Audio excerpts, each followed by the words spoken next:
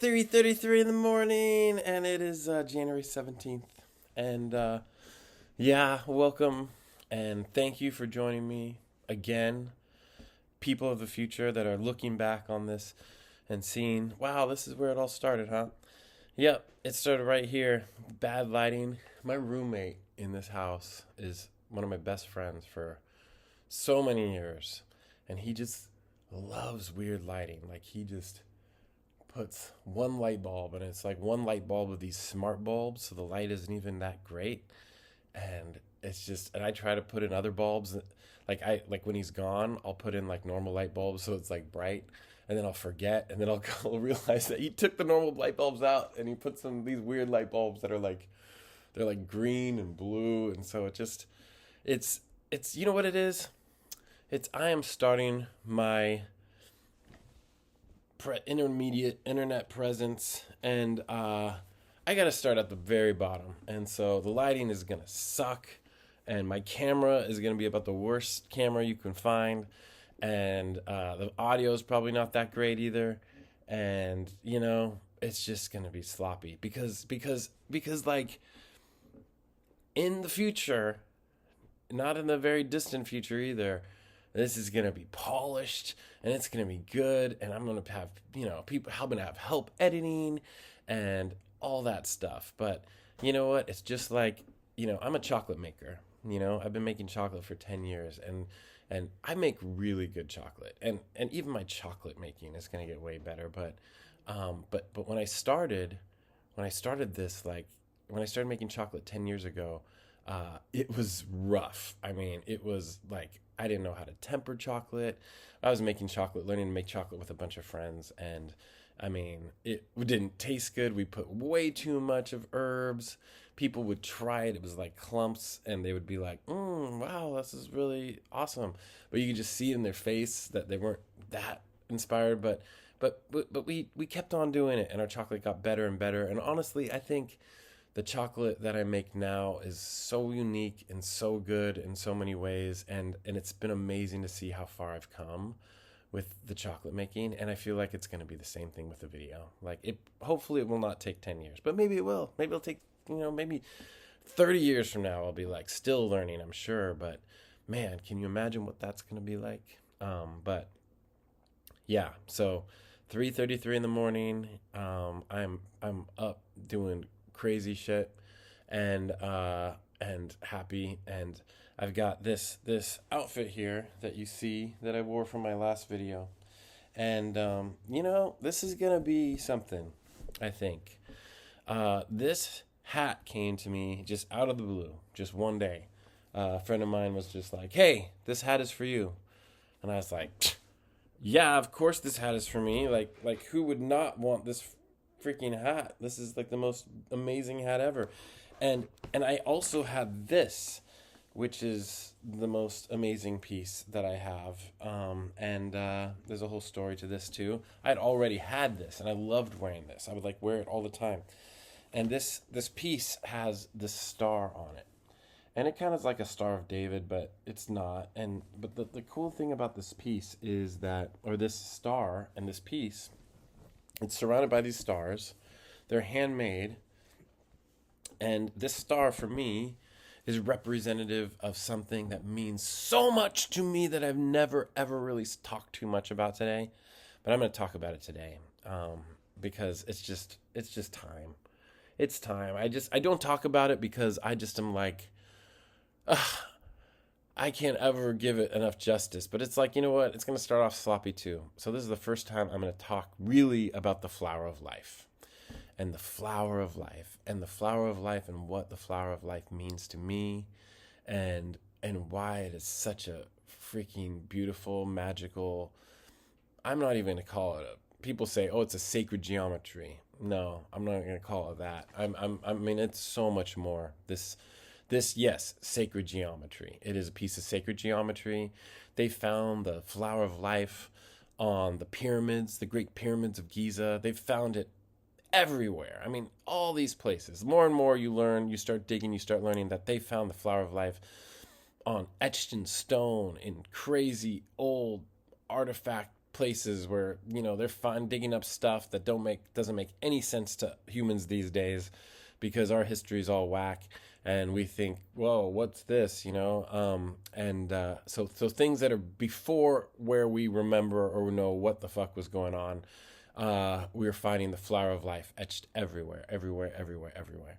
And it's because the flower of life, it's the biggest thing. It's the biggest thing for me ever. I mean, there's some big things to me, like mushrooms, psychedelics. Mushrooms specifically, pretty big thing. But the flower of life is also a big thing, and these are big things in the realm of, soul growth, like learning who you are in relation to the universe. And so today I want to talk about the flower of life. And I had a really amazing day yesterday with the flower of life, like so big. And maybe I'll share it in this 33-minute video. It does involve another person that I haven't really asked if I could share the story. So maybe I'll save that story for later. But, like, with me and the flower of life, it's a relationship that we've built, and that's what it is. It's not a piece of sacred geometry. It is more like a person. It's a friend. It is. I tell people when I introduce them to the flower of life, this is a flower of life drawing that means a lot to me. But let me see if I can find a better one. It's right here on the front. This is the seed of life. And this is the flower of life. Love my dark, bad lighting. So I introduce people to the flower of life, and I say, this is my mom and dad. Like this is my mom and dad right here. And it really is kind of true. Like I feel like the flower of life is like my parent in a lot of ways. Like I feel like there's my biological parents, and then there's my adoptive parent, which to me is the flower of life. And I'm going to use this time to tell you about that story and why I think the flower of life is so amazing, and why I think every single person in the world should be drawing it. And if anybody takes it seriously and starts to draw it, I mean, it'll just be the greatest gift you give to yourself ever. But my relationship with the flower of life started, I didn't even know about it. In 2010, somebody mentioned it, drawing the flower of life, and I was like, oh, you can draw the flower of life? Cool. That was it. It was at my first time doing ayahuasca in Peru. Somebody had brought up the flower of life, and I was like, what's the flower of life? And I thought it was interesting that they were saying we're going to draw it, but then we never drew it, and I never learned how to draw it. But then in the beginning of 2012, I took a trip to Kauai. And when I went to Kauai, I went to this 3-day workshop with this quantum physicist named Nassim Haramein. And Nassim did this 3-day workshop about quantum physics, and it was just so blow away, so amazing.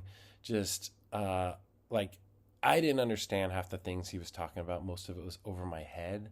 But as he was talking, I was getting downloads and inspirations and visions, and just like so much of like the things that I did understand and that mattered to me were like coming into my mind. Is like he would be talking about crazy stuff, mathematics and things that were like beyond my understanding, and I was getting knowledge about like, setting up like, music tracks and putting on videos and starting, events and things like that. And so it was interesting, but I really wanted to learn and understand the things he was talking about, because the blips I did understand were super inspirational. And so at the end of the 3-day workshop, I went up to him and I said, Nassim, man, he's Iranian like me. I said, Nassim, like, will you please tell me, recommend to me some books that I can read that will help me to understand quantum physics on a better level. And he was like, you don't need to read any books. You can learn everything you need to know just by drawing the flower of life. I remember that conversation so clearly. I had no idea that little blip, that few minutes of conversation with this guy in Kauai in 2011 would have such a profound impact on my life, but it did. Because he said, you can learn everything you need to know just by drawing the flower of life. And I took those words very, very seriously. More serious than I take a lot of things. And I started writing on pieces of paper what I wanted to manifest. On the other side of the piece of paper, I would draw the flower of life. And I would, write out my intentions. I would color the flower of life with watercolor. I started working with psilocybin and drawing the flower of life at the same time. When I started doing that, it started sharing with me like information and understanding that was even beyond words. It was like I would be looking at the image and understanding concepts about myself and the universe that I didn't even have words for. It was just like a knowing or an understanding that was just coming through. And it was just like to look at something and have like no thoughts, but yet so much energy behind those absence of thoughts, because it was like an understanding that was coming through beyond what I could comprehend. And there was so much of that going on. Every single time I drew the flower of life, I started to unlock a language with the flower of life that would help me understand so much about myself, so much about the universe, so much about my desires. In some cases, it was more than I wanted to know. But at the time, I was really obsessed with changing the world. And I still am, but in a different way. I in a lot of ways, I was obsessed with heaven on earth. I mean, when the first time I drank ayahuasca, I got my first vision of what heaven on earth was and what it looked like. And, even though it was beyond anything I can comprehend and still is, it became real. It was no longer a fantasy. And I just became obsessed with like, how do we make this thing that I saw a reality here? Like, why is this not happening right now? Like, what do we need to do to get there as quickly as possible? And, I had a lot of shit I had to work out in myself still. And because of that, like, I just, my desires and my wants and my intentions and what I thought we needed to do was all out of whack. And I had a lot of judgment of others and thought, oh, we don't have heaven on earth because of these people or that people. And so eventually, I started teaching classes on drawing the flower of life, teaching people how to work with the flower of life, and continuing to learn myself until about 2015, where I had a break. I feel like I went through what was called an ego death or a dark night of the soul, and just everything. I will say, like, if I had to sum it up in a few words, I could say a few things. One is my mind could not comprehend the understanding of God that is so big, and yet it was trying to hold it together and trying to kind of wrap itself around God, which is everything. And that was just not able to hold. The container was not able to hold it. And eventually, as the God understanding would just seep out over the top of the brim, because my mind was not able to hold the knowledge and understanding of what God was. Like, the seeping over of that information was like judgments of others, which was really just judgments of myself, even though I didn't realize that. And eventually that container of my mind just broke.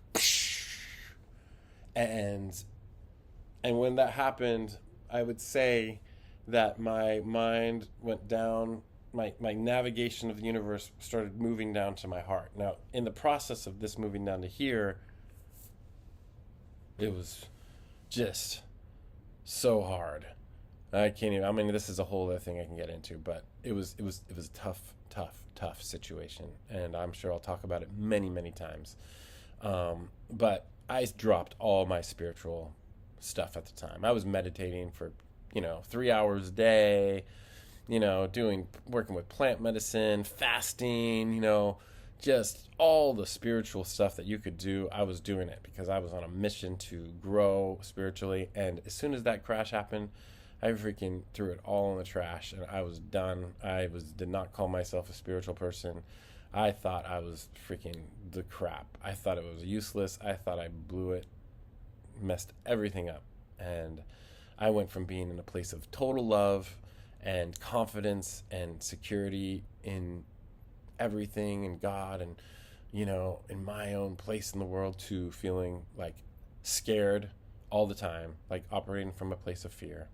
And, I think I got to experience the judgment. Like I was putting a lot of judgment on people, that I thought were out there that were my enemies or an enemy of humanity.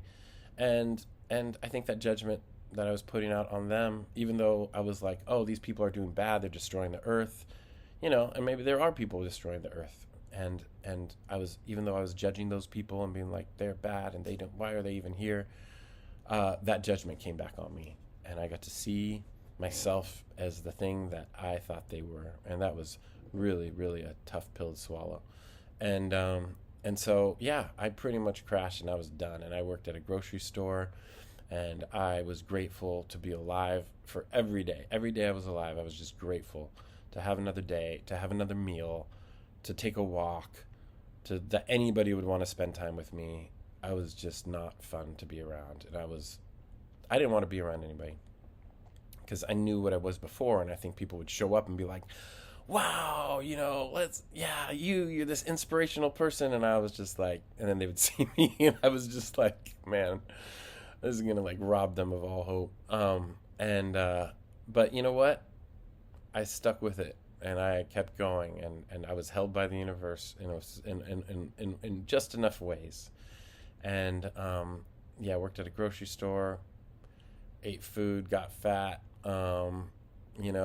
just sat on my phone a lot, playing video games.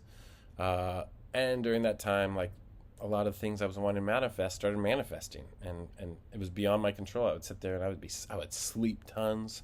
All I wanted to do at this time was sleep. I just wanted to sleep and sleep and sleep as much as possible. And it was the sleep, playing video games on my phone, like mindless video games, and, just be depressed was kind of my thing. But I would say about 2.5 years into that, I wasn't drawing the flower of life anymore, but 2.5 years into that, I got a download from the flower of life again. And it said, by the way, the real magic of the flower of life is not that it teaches you everything that you need to know about yourself. It does do that. It does teach you all about the universe. It teaches you about everything that you could ever want to know. But the big thing is that it is a blueprint for community. And if humans come together in community using the flower of life, you will build your heaven on earth. And I was like, and it was funny because when I got that information, I saw it immediately. I got it. I was like, immediately I saw it. I was like, of course it is. And I saw exactly how it worked. I saw all the different ways it could work in an instant. And I was like, wow, that sucks. I wish I would have known that before because now it's too late because I'm just, worthless. Because that's how I felt at the time. But I held that understanding of the flower of life. And I continued to live my life and things were getting slowly a little bit better. I just had to accept it. Like I was living a very grounded life and, I opened up my business and started making chocolate and that was fun to start a business and to watch it grow and watch it be successful. But then COVID happened, which I think was just a wonderful thing. I mean, just the whole world stopped.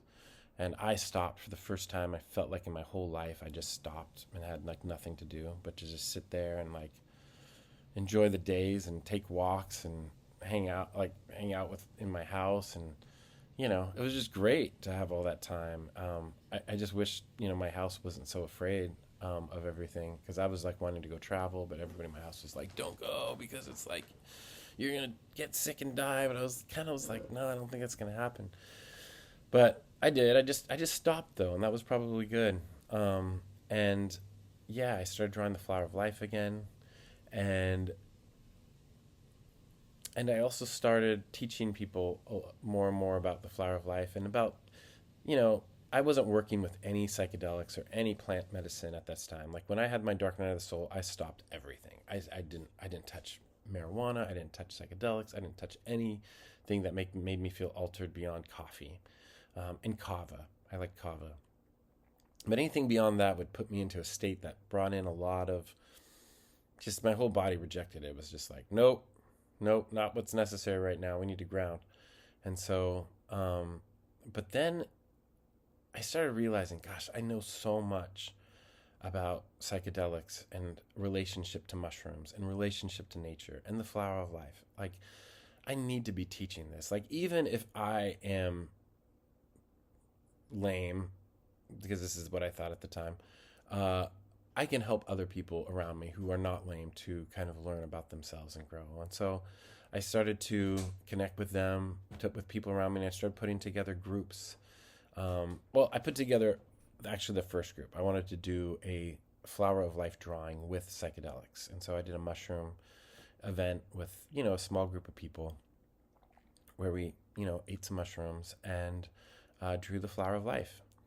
And this was maybe in about 2021, maybe 22. And, as I sat there and drew it, I was actually very nervous when I first ate those mushrooms and started drawing the flower of life. I was afraid of getting more downloads about just bad news, But what happened on that one time, the first time I really was working with mushrooms again with the flower of life, is the flower of life came through. And it did it in a way that it doesn't usually do it. Like it literally kind of in some ways came into this realm, into this reality in ways that I hadn't seen it do it and maybe ever. It showed up almost like a spaceship showing up into the room, and it changed the entire energy of the room. And I could just feel just everybody being lifted up by the flower of life. And I was staring at it, and I was like, oh my God. And it was almost a little scary in some ways, because it was like this force. And it was like this force that it was like nobody on this planet, no group of people, not even the entire human race, probably not even if you think about advanced alien races or whatever, nobody's gonna fuck with this thing. There's no way. It was a force that was so powerful and so strong. It was a kingdom. Literally, it was that's what I thought about. It was like the arriving of an ambassador from a kingdom that was the flower of life, from the flower of life kingdom. And it was in my face. And I was looking at it, and I was like, whoa. I was super kind of humbled, shaken, oh my God. And I was so grateful, because it was it looked at me just with what felt like with so much love. And it was just do you think anything is going to stand up against this? And nope, nothing was going to stand up against that. That was 100% something I was 100% sure of. That was the creme de la creme, the top of the top. Nothing was going to stand against it. Nobody would even want to think about it with what I was looking at. And I was just okay, cool. And those words being the first words it said to me after all that was really pertinent, because, I was really kind of obsessed with the bad guys and stopping the bad guys on this planet. And, that's where a lot of my judgment came from, my fear of the bad guys and what they were going to do. But it was all linked to my own kind of, my inner bad guy. And so it said to me, it said, you be you, you are about love and light, be love and light to the best of your ability, shine as bright as you can, be yourself, and don't worry about what everybody else is doing, love the people around you, share your heart and your love and your message with those around you. But don't worry about whatever people are doing somewhere else or somewhere else in the world, or, that's not your responsibility. And it was like, and it said, like, I am all of it. Like, I am all the pieces of the puzzle, and I am creating this together. And it's beyond what you or anybody can conceptualize or even need to. It's like, don't even worry about that. And that was so comforting. And I after that moment, like, so many things came together, and I feel like I at that moment I came out of my dark night of the soul.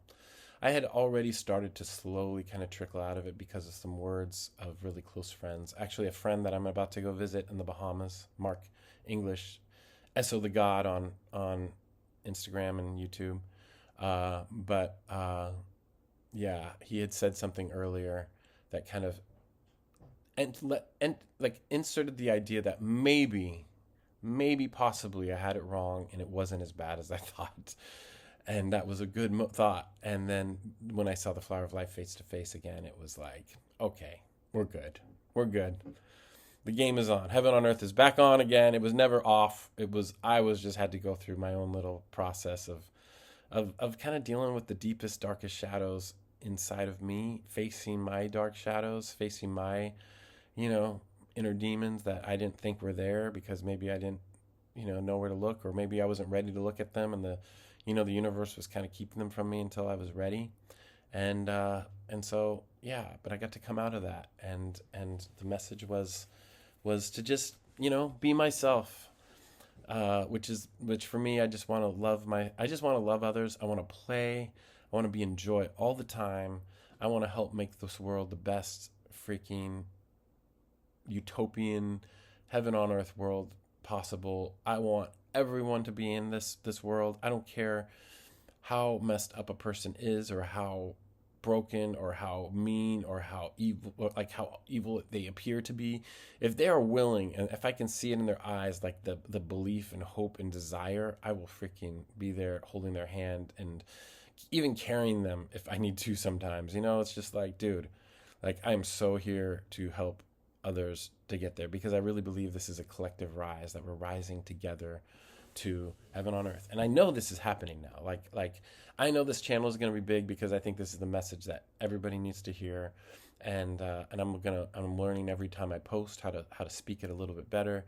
And I'm going to post it. I'm going to speak the same thing over and over again. I'm going to speak it in different flavors and with different flair and different lighting and different people and different situations. And I'll talk about, it's just going to be the same message though. Heaven on earth, good news. It's coming. It's here. It's here right now. Here's how you get in. Here's how you can figure it out. I mean, it's not anything that I can let anybody in. It's just like, I can tell you how I got in. I can work with people and help them to work with themselves and figure out how they get in. And I'm going to be learning with everybody else, because we're all kind of going to rise together. This whole rise to heaven on earth is not about one person or one group of people. It is about a collective rise of all humanity, all races, all backgrounds, all different flavors of human. The weirder, the more unique, the better. It's about a coming together. It's about accepting yourself. It's about accepting others. It's about being your most weird and most authentic person you can be. And and the Flower of Life. And I will definitely be teaching people how to draw the Flower of Life over and over and over again. And just I'll just show people. I'm not going to tell you the whole story, but yeah, yesterday I drew this Flower of Life with a friend of mine. And this is a really freaking special Flower of Life that I drew with this friend. And I don't want to share the story because I don't want to, I didn't really ask him about sharing his story, but it's a really freaking powerful story. And it's just, and for me, in my overall, dance with the Flower of Life, it was so special just to sit down with this person who has 2 tattoos on his body. I'll tell you that. He has 2 tattoos on his body. One are his father's initials, and the other one is the Flower of Life on his arm. And he had never drawn the Flower of Life. And so I got to sit there and tell him the story of the Flower of Life and teach him how to draw it and help him to inspire him to draw it. I know he will be. And the downloads, I mean, the ways that, so the Flower of Life has taught me how to speak to it. And over the years, like I've told you, we've unlocked a language together. It's getting more and more elaborate all the time. It's constantly showing me now, more than just through drawing, just in my everyday life, like how to listen, how to move about things. And it is so big, you guys. It is so freaking big.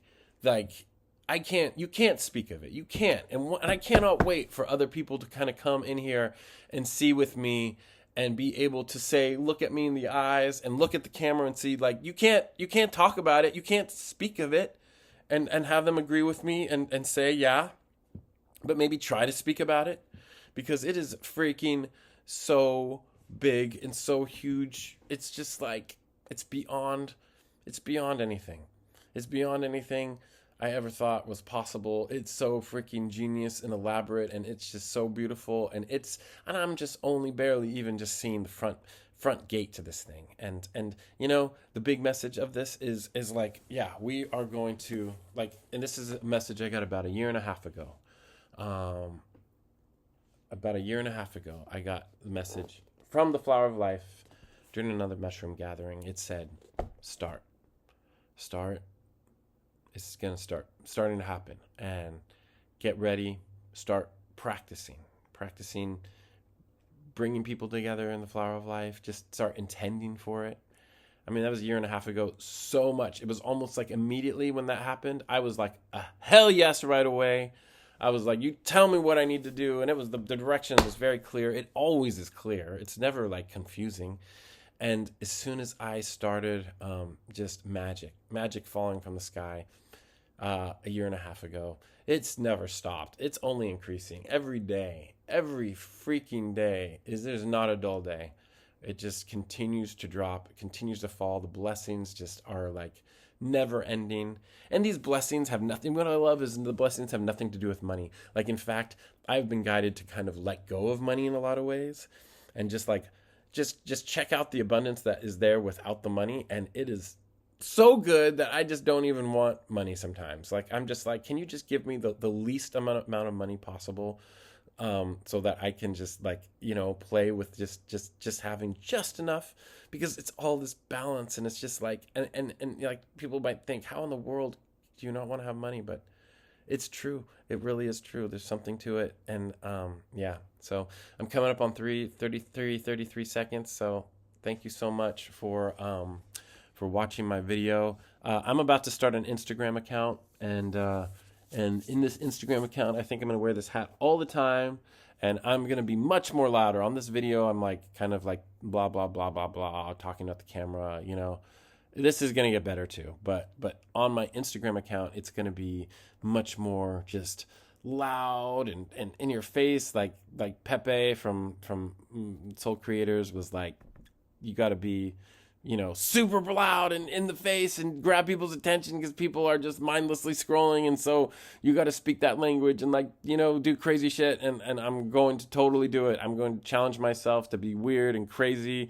And I've got so many ideas already. And yeah, this is going to be my outfit. So thank you all for watching. I love you so much, and I will talk to you soon.